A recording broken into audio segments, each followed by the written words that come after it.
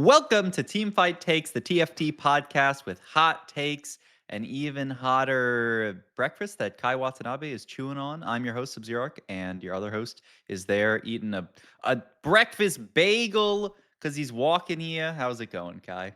Going all right. Got a good ass bowl of cereal. You know what I found out recently? There's Uh huh. protein lactate milk. I don't know if whey protein is just in Oh, everything yeah. nowadays, bro. This shit's kind of fire. I'm not gonna lie. I wouldn't expect you to be a cereal guy, Kai. I don't know. You don't strike me as a cereal guy. Oh, I eat cereal too much actually. So like, I Huh. stopped buying it for myself because I would eat too much of it. What kind of cereal? Like, what's your favorite?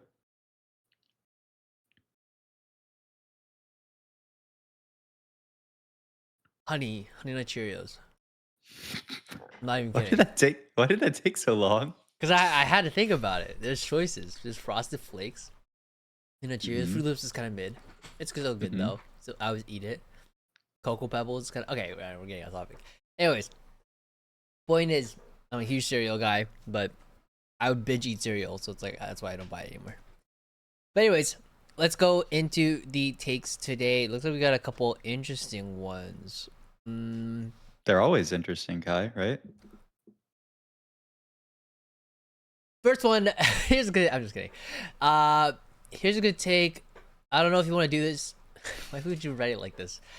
Okay, Okay, wait. what? How am I Well, supposed to read this, man? Like, let's be that's real. true. That's true. I He forgot wrote. to. I for, This guy wrote as the take. I don't know if you want to do this as a take, but low key, this is a big deal. And then he linked a tweet and then didn't write anything else. I haven't even seen this tweet yet. All right, we'll go to a different take while you write that one down. okay. Here's a good take. This Nidalee unit is not okay. I completely agree with this one. Um, Why?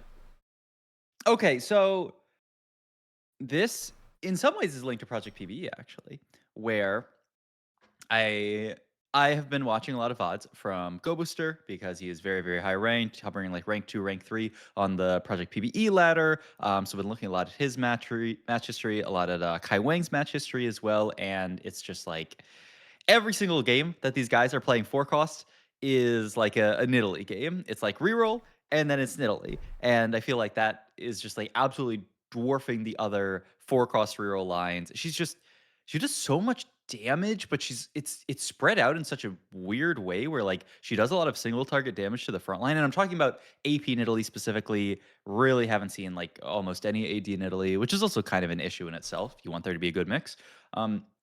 But her damage is spread out in such a weird way where she like nukes the front line and then throws a spear at backline, and sometimes that can just like kill a random backliner instantly. It means that she gets good losses if you are losing fights, and if you're winning fights, I mean you're just killing backliners. So yeah, I mean this unit is just gross. I have every single time I have a Nidalee, even a Nidalee one, I'm like okay, I'm chilling. You know, you can carry a Nidalee one like all of stage 4 a lot of the time and feel totally fine about it. So yeah, she's too good. Yeah, her kit's really interesting. We haven't seen a kit like this in a while, if ever. I think where it's like Hmm. her kit specifically is like after however many attacks, she throws a spear at the farthest unit away with no items, right? Like that's the way her kit works. So it's like you're guaranteed to start killing things off. And like in a game like TFT, where it's really all about like being able to whittle down the opponent quicker than the other one can, especially in a lot of front to back fights, like that's a huge leg up. You're basically playing up a fawn. As soon as she throws that first spear, especially if it kills it, right? And Nidalee 2 Hmm. especially is just kind of a demon. Um, I do not know if it's really a kit issue or if it's a balance issue. Like if it's possible that like with lower numbers she'd do better. But the thing is that she starts throwing spears. It doesn't start one-shotting the units with no items. Then I'm gonna wonder like how effective this unit really is. So to me, I feel like this is more of a kit issue. Yeah, in some ways. I mean, the thing is, because she does prioritize the lowest items, she's usually not one-shotting, you know, the enemy carry, right? That would be like the Right. worst case. So she just like throws her third spear and she just like one-shots your carry. And that doesn't happen. I don't find that Nidalee is like a super frustrating unit to play against because she's like randomly one-tapping units and I'm like, oh my god, that's broken. I feel like it mostly is that she's outputting too much damage. Like Nidalee 1 is doing like 9k, 10k damage a fight, and I'm like, that seems like kind of a lot for a 1-star forecast. So I feel like it does go to numbers. I mean, I'm happy they did on the most recent patch nerf her the execute, the primal execute that used to be 15% execute. Now it's only 12%. So that's at least like kind of more reasonable. I think that can stay the same, and they just need to go down a bit on her numbers. And I think she'll be balanced. Yeah, I yeah, I don't know. It's one of those things we're gonna have to see. Because again, like I don't know if it's really the kit. Because like the thing is, it's easy to position against if you think about it. If you have like multiple backliners, right?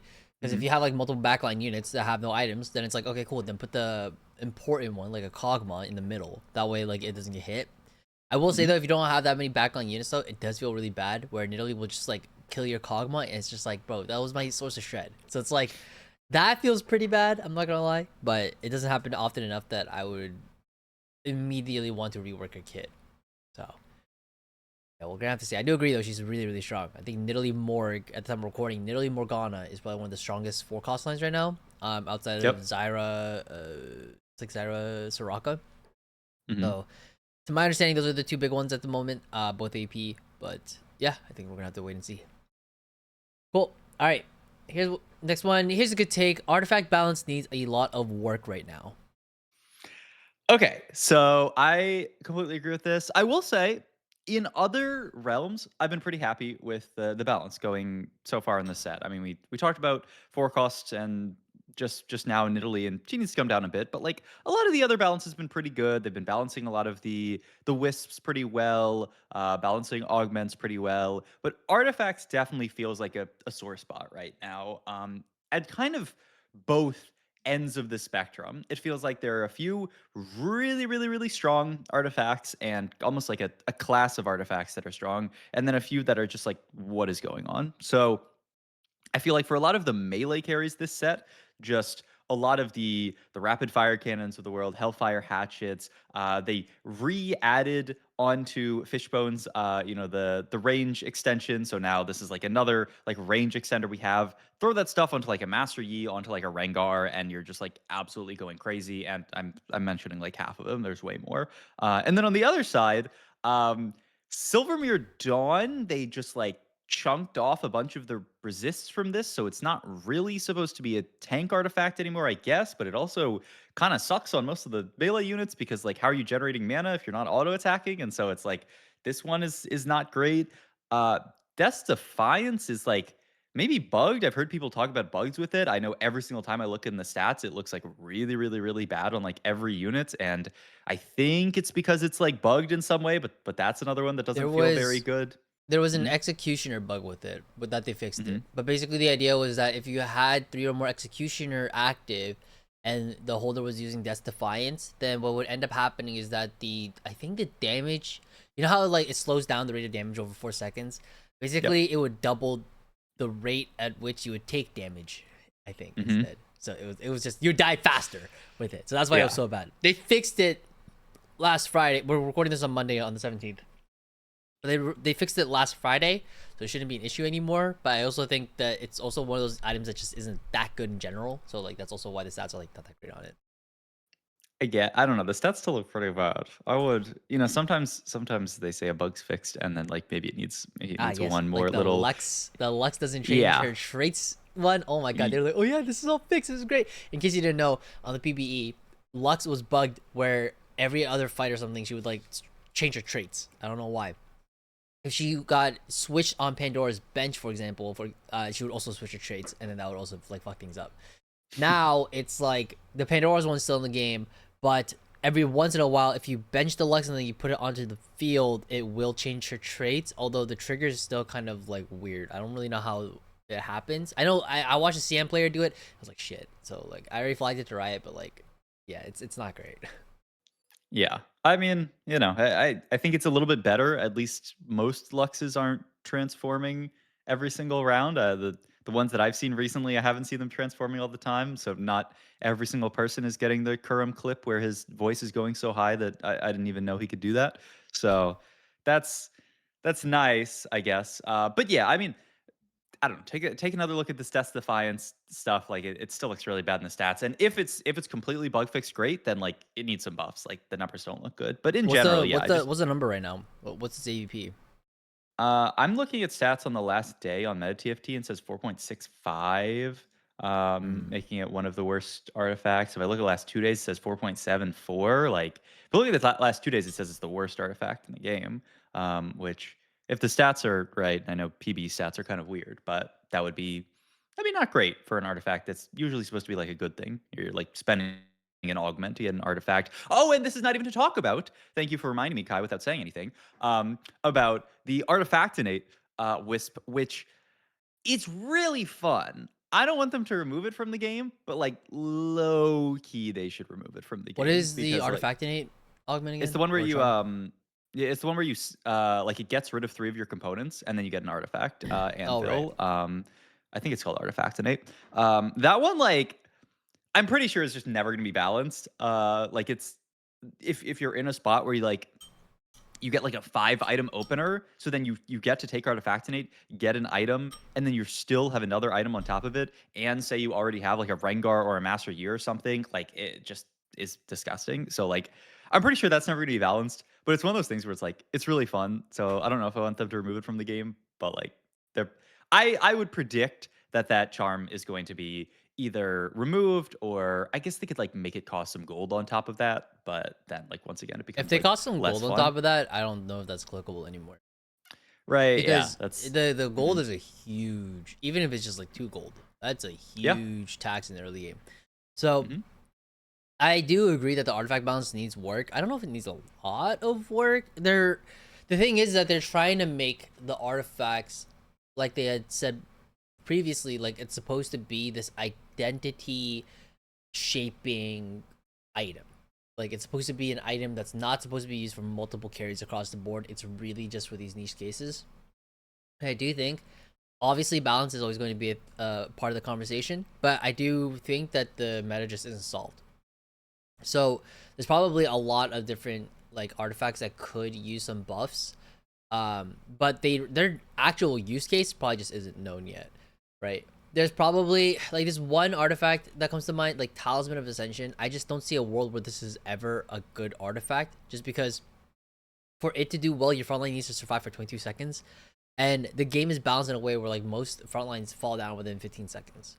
So it's like for this to actually like ascend and like get you the value out of it, this is one of those artifacts that I just want them to just remove. It's a cool fantasy, but like it's the stats that it provides after the ascension also got nerfed in like a previous set, and it has not been buffed since. I think I'm just down for them to remove it. I think it's just bad. Outside of that Yep. though, I can't lie. I think most of the artifacts probably have their use cases somewhere. We just don't know what they are yet.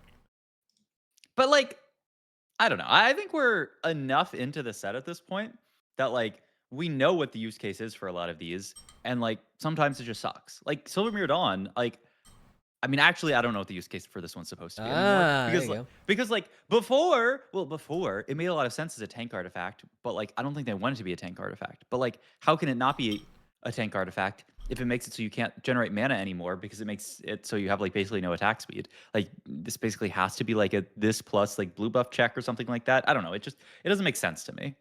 Yeah, I feel like it has to be a blue buff check. Like I don't know if it provides enough stats where it's like you could go double mana. Like things like blue buff adaptive, for example, the blue buff adaptive Silvermere. But I don't see, or rather, I don't really know any units that would want to have a super that has a super high AD ratio that can make the most use out of it. Like in my head, I would think like a 2 or 3 cost executioner is probably like the best holder, but like I don't know the units one off the top of my head. I say that just because like their spell can innately crit. So like if you have a unit that has like a lot of base AD plus like good AD scalings, and then you can generate a lot of mana with a low mana pool, like that's probably who they're looking for.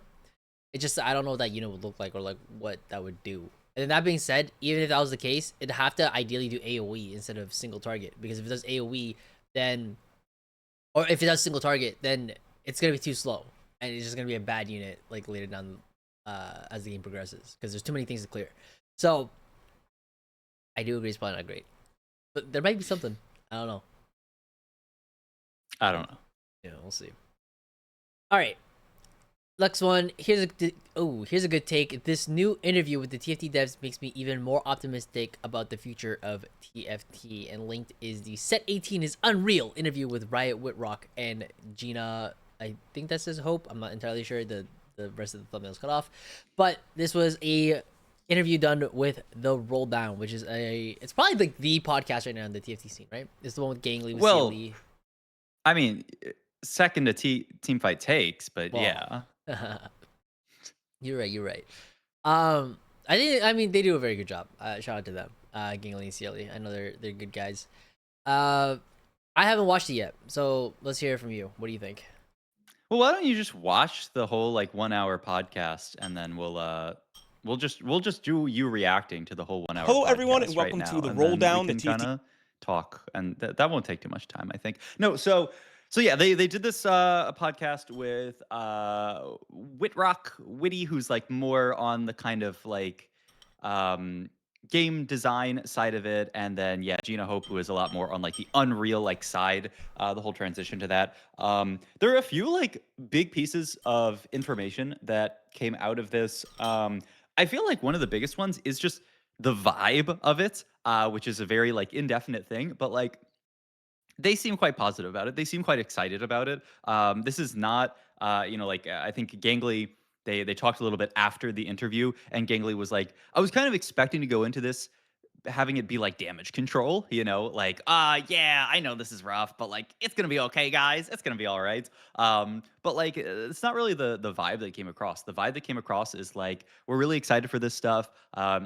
Moving to Unreal and this kind of stuff will allow us to do a lot of stuff better in the future. And yes, I know it's like a little rough around the edges right now, but we're gonna get there. One of the things that they kind of revealed that like I thought was the most interesting is that this set 18 was originally supposed to be set 17. Like that's where set 17, like this set was supposed to release when 17 came out, but I think Unreal Engine port taking a lot of time meant that they had to kind of like put 17 there, which I think explains why for a lot of people set 17 felt quite rushed. A lot of people, they were like, set mechanic for 17, like it feels super rushed. A lot of the trait web and all this kind of stuff feels super rushed. And then this set feels super polished, super great trait web. I feel like the set mechanic is I mean, it's a rerun of an old set mechanic, but still feels really, really good. And so this even more makes me feel like last set,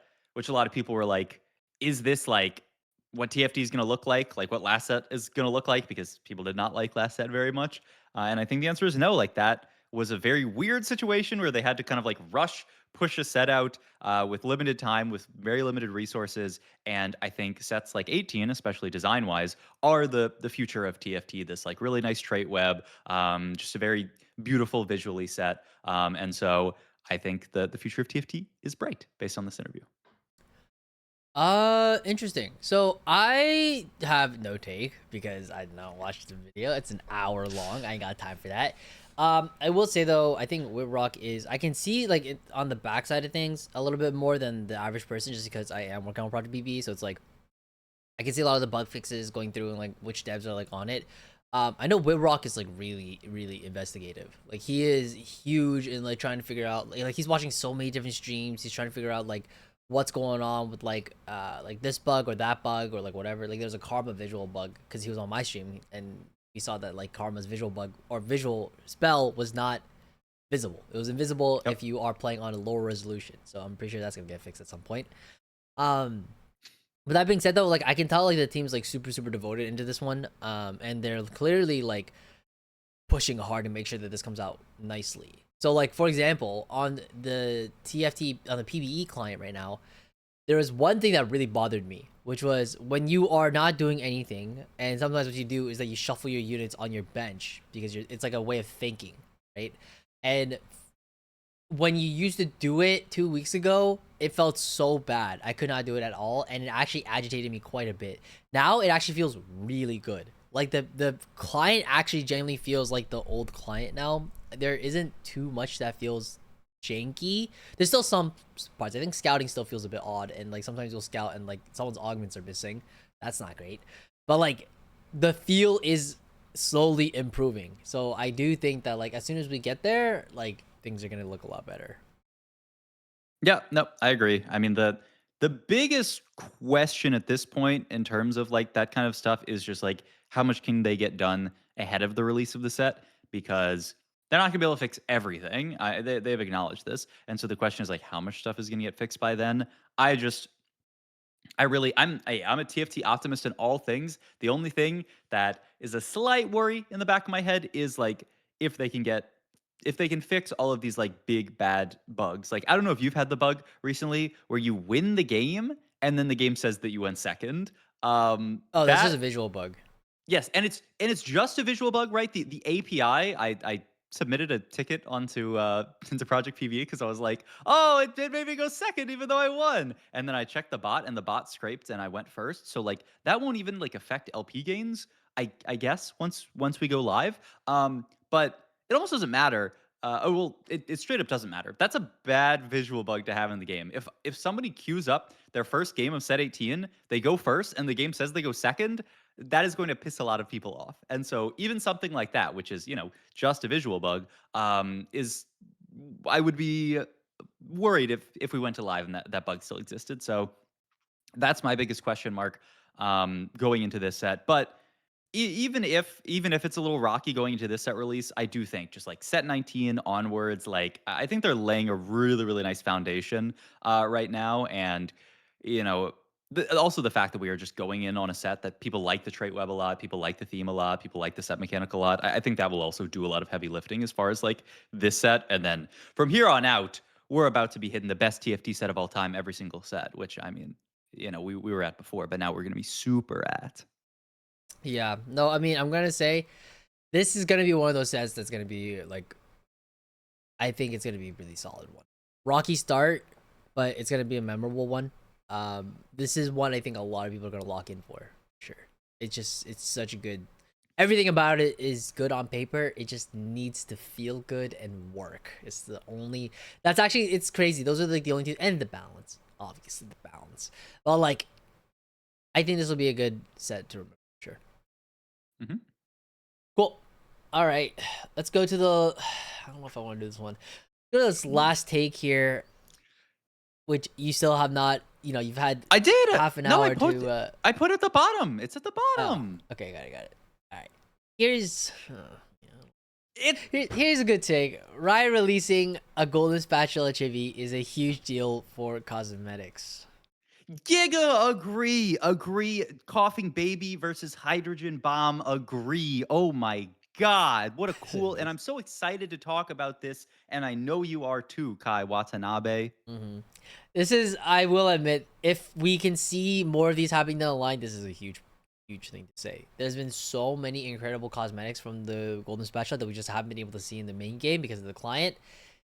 That excuse is gone now. So hopefully we can start seeing significantly more of those insane cosmetics from the Golden Spatula chibi. Do you remember any off the top of your head from the Golden Spatula that you're like, oh my god, I wish this was in TFT? Okay, so I know there is one. There's like a. I'm a Soraka lover. I'm using the new Soraka chibi in TFT, but I was a Soraka main for a long time in League. They had like a really really cool Soraka one that was like the whole set of them was like food themed or something. Like there was a Cinder one where her balls were like takoyaki or something like that, and then Soraka was like on one of those, and they all had like really cool cutscenes and stuff like that. There's one I saw that was like an Aphelios one that had like a full like anime cutscene for the finisher. Like there are some really cool ones that are released on Golden Spatula. I mean, that's where it's interesting. People have said this, and I think it's true. Is that Golden Spatula is like low key the main game for TFT. Like that is what has the biggest player base. That is what drives the most revenue. And so like a lot of resources are being put into that all the time. They're always making new chibis, always just doing a lot of stuff there. Even some of the arenas, which I mean potentially can get ported over. Like they have some beautiful arenas over on Golden Spatula, and so it's like if we can actually get a lot of that content, even released like with a lag, because I think this one came out like 2 years ago in Golden Spatula. Even if our stuff has like a 2 year lag of that, like I still think we're going to get a ton of really really great cosmetics over time. And I mean, I know, Kai. Maybe it's not talking about the engine or talking about balance, the stuff that you love to talk about. But at the end of the day, TFT. I mean, it's got to make money. It's a business. If we want this game to exist going into the future, then releasing really nice cosmetics that people want to buy is very good for the game. And I'm also I don't know I'm a cosmetic guy. I like looking at all the chibis and the arenas and being like, ooh, I'll use this one. Ooh, I'll use this one. So I think it's a big deal. Yeah, I think it's interesting. I'm not the biggest like I must have this no matter what. I will say that there were times where I was pretty disappointed when I saw there was a chibi, or an arena that was available on the Golden Spatula, but it wasn't available in the main game. So that's the only thing that does kind of bother me a little bit. But honestly, I think it's still a huge deal, especially if you're big into the cosmetics. I use the default arena and one little legend every single game. So I'm not a larper just doing the new thing everywhere. Not a little bandwagon hopper like little Subzeroark over here. That I'm messing. That being said though, I do think it is a big deal. If this is again like a recurring precedent, I like what you said too with like the whole like the Golden Spatula is low key like the main game, especially because in Asia when we're thinking about like China and we're thinking about I don't know, does Vietnam also play? Is it just China which has Golden Spatula, or is it like I'm not sure. I thought it was just China, but it could be it might just be further just China? in. Yeah. Yeah, I wouldn't be surprised if it's just China, but that alone generates so much money. It's like the number one, number two biggest mobile game in all of China. Like that is a crazy title to have. So that being said, yeah, if they can port everything over, that'd be awesome. Yep. Agreed. It's going to save TFT, which also doesn't even need saving because it's about to go into its golden era. About to go into his golden era. That is a crazy. That's a take. That is a take. All right, I think this is gonna do it for us. I think that's all the takes we have for today. Thank you guys so much for watching. Do you have any last closing words, Mr. Ark? Um, you know, go read a book. Oh God. Go to the gym. Go to the gym. Stay happy. Stay healthy. Especially as the set is coming very soon.